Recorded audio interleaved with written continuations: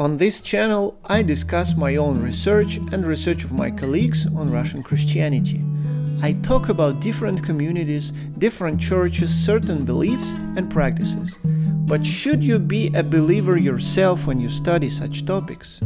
Or maybe it is better to be an outsider and be as neutral as possible? There is no yes or no answer to these questions, and the general principle would be, it depends. Let's dive deeper and explore the different angles. Initially, in the Middle Ages, most study of religion was done by theologians and philosophers. Both worked in a religious paradigm and were mostly preoccupied with further development of the convictions of faith, debates with competing schools of thought, and not in the least legitimizing the political power of their leaders. After the Enlightenment of the 18th century, a critical study of religion became possible, first of the ideas and then, with the development of the industrial society and social sciences, of the religious communities. Initially, the focus of attention was in the colonies, where people held exotic beliefs and performed unorthodox rituals. Then, after the second half of the 19th century, due to the developments of sociologists Emil Durkheim and Max Weber, scholars began to study religious communities and practices in their own societies. The contemporary study of religion includes many different disciplines, sometimes working together: history, anthropology, sociology, psychology, philosophy, and even economics of religion. All these disciplines provide an insight on who believers are, how and why they believe, and what they practice. Academic theology is still a respectable discipline, though nowadays it is understood wider than it used to be, and the theologian nowadays can ask research questions that do not necessarily assume the truth claims of his religion, but rather how these claims are made, why and how people implement them in their everyday lives.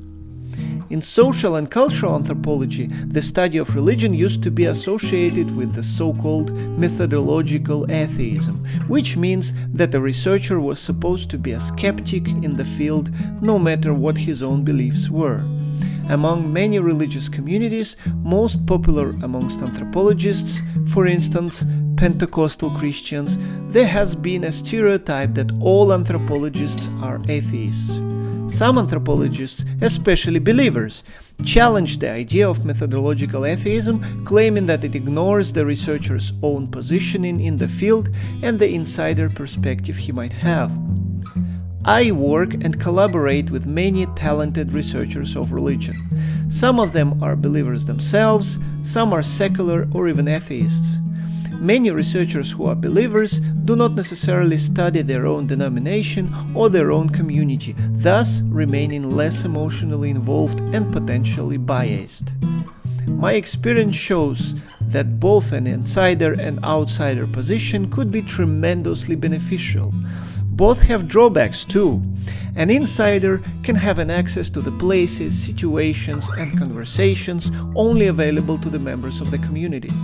He can understand certain contexts even without words, while an outsider cannot without someone explaining.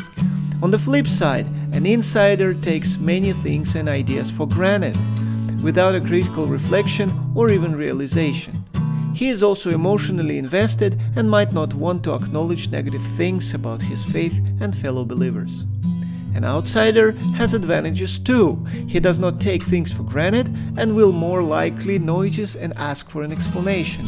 Many things are new to him, and he will try his best to make sense of the way they are perceived and practiced. On the other hand, his presence might create a certain tension, lack of trust, and he might not have an access to the most important situations and places. Both positions require serious ethical considerations. An insider should not breach his trust and should be very aware of what he can share with the outside circles and how. An outsider should be aware of the vulnerability of the community members in his presence. He should not openly doubt their faith and judge their practices. Both should be open about their researcher's status and make their intentions clear at all times. As for me personally, I have been asked by my audience repeatedly about my own religious affiliations and how I can even talk about Russian Christianity without being a Christian myself. My position is not to judge any truth claims of the Christian communities I talk about. I do not work in apologetics or theology. I study the people who form religious communities to worship and practice their faith in their everyday lives. I do not know and cannot know whose interpretation of God, Scripture, and the convictions of faith is right. I focus on the questions of who Russian Christians are, how they come together as a church or a community, and how they practice their faith in their everyday life. Please like the video, leave a comment, and subscribe to the channel. I see you all next time.